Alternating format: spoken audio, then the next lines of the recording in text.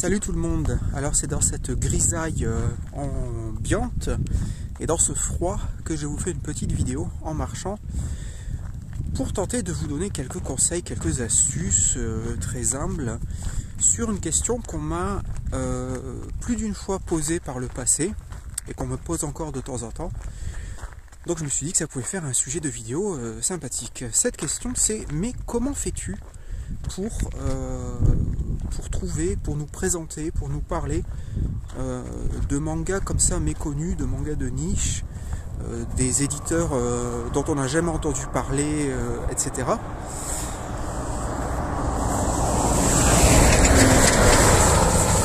Voilà, merci le camion. Et voilà, donc je me suis dit que répondre à cette question et puis vous donner quelques petits conseils, quelques petites astuces, ça pouvait être sympa. En sachant que bien évidemment je me base que sur mon expérience personnelle. Donc ce que je vais dire, c'est pas forcément. Il y a forcément d'autres méthodes, d'autres moyens. Mais voilà, je ne peux parler que de ce que je connais.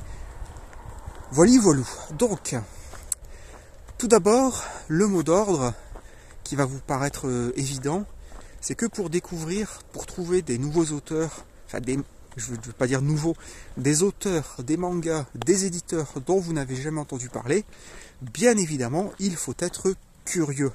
Mais si vous n'étiez pas curieux, vous ne seriez pas sur Au Rayon Manga. Donc on va garder ce point pour la conclusion.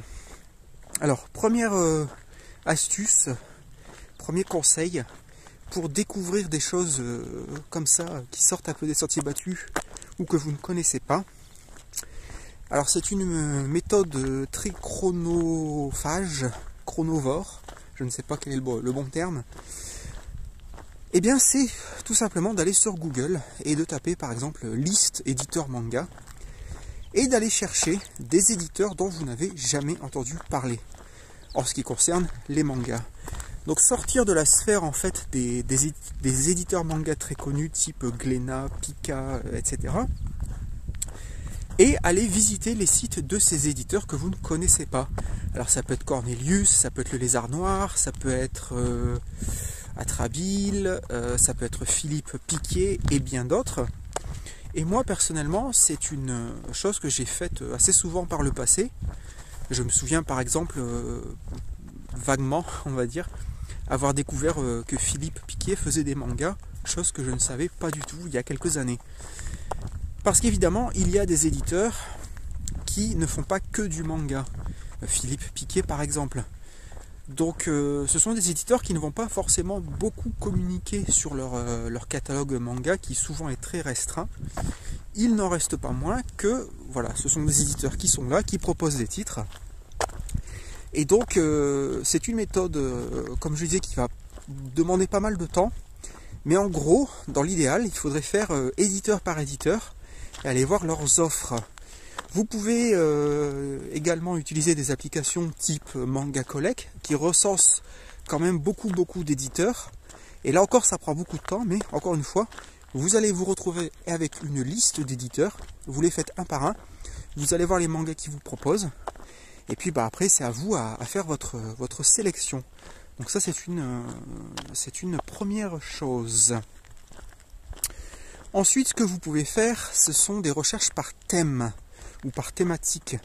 C'est-à-dire, si vous aimez par exemple les mangas de type horreur, les mangas de type policier, les mangas de type science-fiction, eh bien une fois de plus, vous allez sur Google et puis vous tapez, liste manga science-fiction, liste manga policier, etc. Et vous allez tomber sur des pages, par exemple, ça peut être Sens Critique, mais ça peut être d'autres sites bien sûr, qui recensent comme ça des listes de mangas par thème. Et donc ça peut vous permettre de trouver des choses dont vous n'aviez jamais entendu parler. Voilà. C'est également quelque chose que j'ai pas mal fait. Autre chose que vous pouvez faire, c'est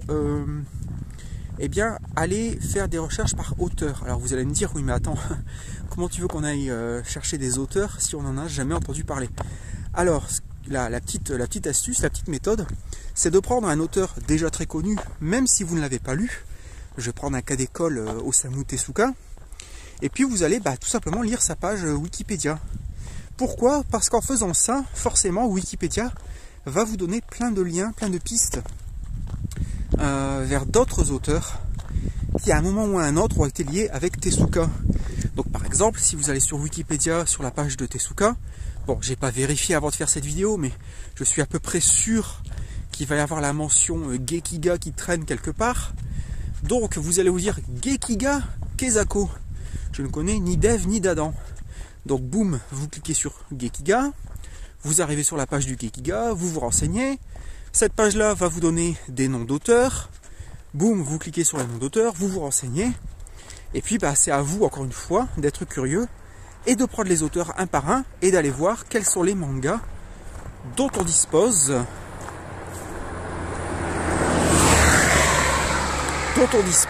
en France de ces auteurs-là. Voilà. Donc là, c'est une recherche par auteur au travers de l'histoire du manga. Donc là, c'est un peu le double effet qui se coule, parce que vous allez vous cultiver par rapport à des auteurs, par rapport au manga en général, et au travers de tout ça, vous allez découvrir des auteurs, des mangas et bien évidemment des éditeurs, parce que c'est comme ça que vous allez découvrir par exemple Cornelius, par exemple Atrabile et autres. Voilà, ça c'est une autre chose. Alors on a vu la recherche par thématique, la recherche par auteur, la recherche par éditeur. Alors bien évidemment, comme je le disais en introduction, il y a certainement d'autres méthodes. J'imagine bien qu'il y a par exemple des blogs spécialisés sur des choses entre guillemets dites de niche. Mais comme je disais, moi je ne parle que de ce que je connais. Ah oui, quatrième possibilité, qui n'est pas nécessairement à négliger, c'est de se rendre en librairie pour les plus chanceux et d'aller quand même feuilleter, si vous le pouvez, ces fameux mangas que vous ne lisez jamais, par exemple, que vous n'achetez jamais parce qu'ils sont trop chers, etc. ou parce qu'ils ne correspondent pas forcément à ce que vous lisez en ce moment. Mais si vous avez la possibilité ne serait-ce que de feuilleter ces mangas-là, ça peut, une fois de plus, potentiellement éveiller votre intérêt, votre curiosité. Déjà, il y a tout l'aspect culturel qui n'est pas à négliger, parce que vous allez découvrir, même si c'est comme ça en passant, quelques pattes graphiques qui deviendront par la suite reconnaissables. Donc vous allez feuilleter du Taniguchi, vous allez feuilleter du Satoshi Kon, vous allez feuilleter du Katsuro Otomo, vous allez feuilleter du Shigeru Mizuki, du Yoshiharu Tsuge, que sais-je encore. Donc tous ces noms comme ça, qui ne sont pas forcément sur le devant de la scène, pour certains en tout cas, mais le fait de les feuilleter, ça va peut-être vous permettre de vous apprendre comment les reconnaître, parce qu'ils ont tous leurs pattes très, très personnelles. Et puis si vous n'avez pas encore une vaste connaissance des mangas, de tomber comme ça sur des auteurs qui ne sont pas forcément très accessibles, ne serait-ce que d'un point de vue financier, mais au moins de faire en sorte que vous vous rendiez compte, que vous dites ah oui d'accord, le manga ça peut être quand même vachement varié dès qu'on sort un petit peu des titres très très entre guillemets populaires ou entre guillemets commercial, et je ne dis pas ça dans un sens péjoratif.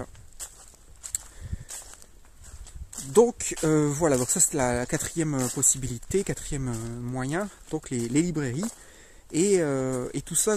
Donc on en revient bien évidemment à ce que je disais en introduction, c'est-à-dire toujours être curieux, parce que au travers de toutes ces méthodes, finalement qui sont les miennes, donc elles valent ce qu'elles valent, mais on voit bien que y a quand même, ça vient énormément de vous, ça doit venir de vous.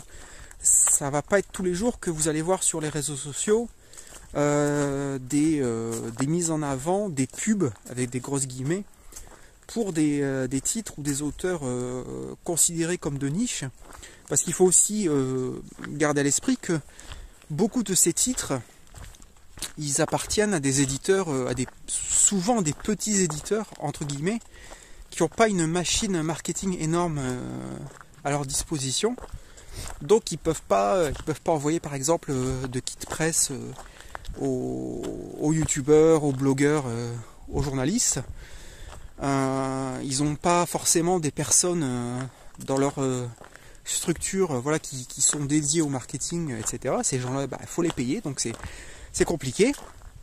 Donc on imagine bien que des petits éditeurs ou des éditeurs qui ne font pas principalement du manga n'ont pas la force de frappe pour faire des campagnes marketing énormes et mettre en avant justement leurs titres. D'où le fait que malheureusement ça nous retombe un peu sur les épaules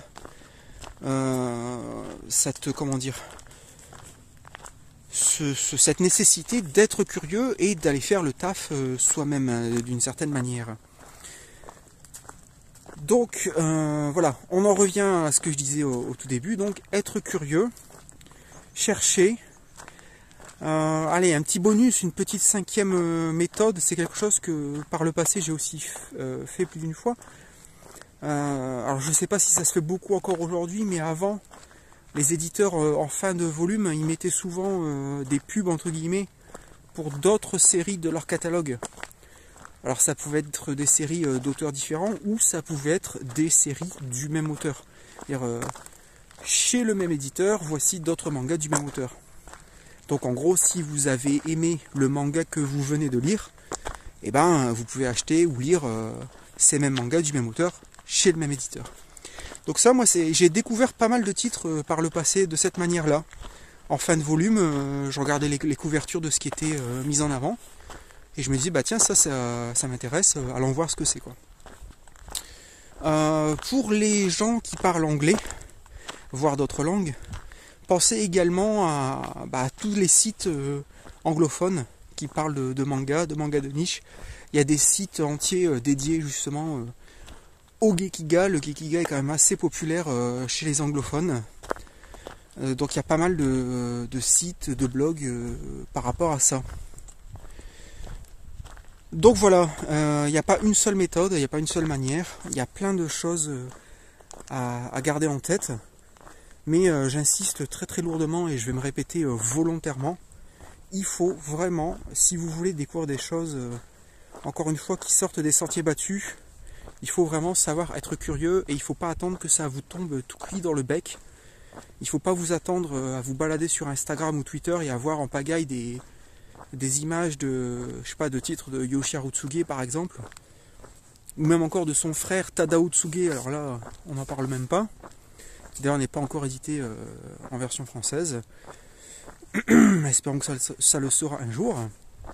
Mais voilà, je pense que, en tout cas c'est mon expérience, il faut vraiment avoir cette fameuse passion avec un P majuscule. Et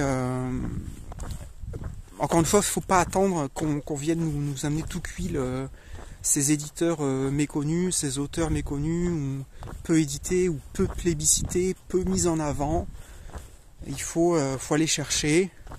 Mais moi personnellement, j'ai jamais vu ça comme quelque chose de rédhibitoire.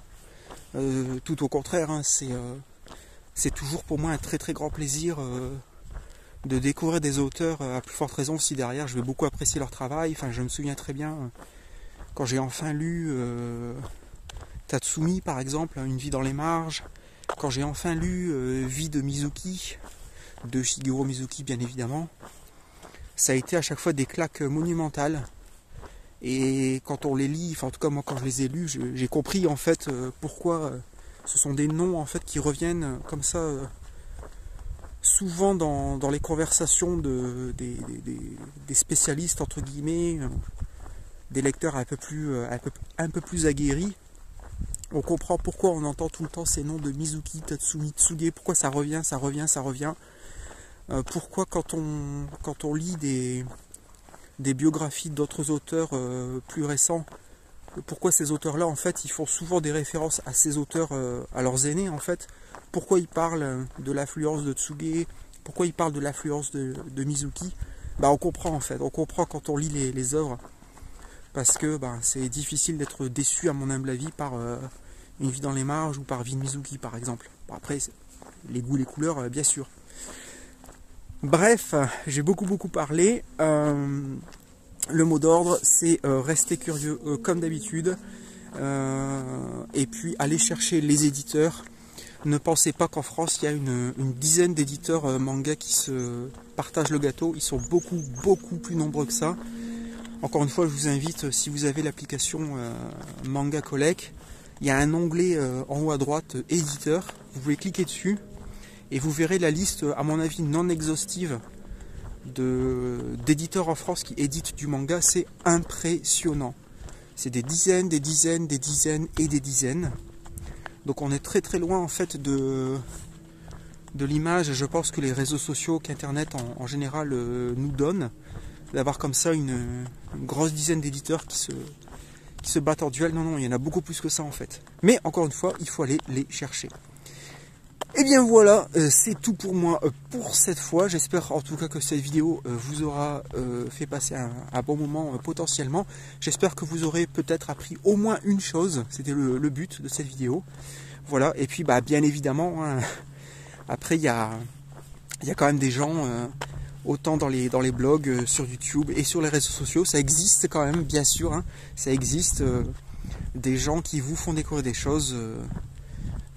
Voilà, autant que possible. Voilou. Eh bien écoutez, je vous souhaite un bon début d'année en tout cas, malgré cette grisaille. Et puis je vous dis à bientôt pour une future vidéo sur Au Rayon Manga. Restez curieux, bande de sacripants et de mécréants. Voilà.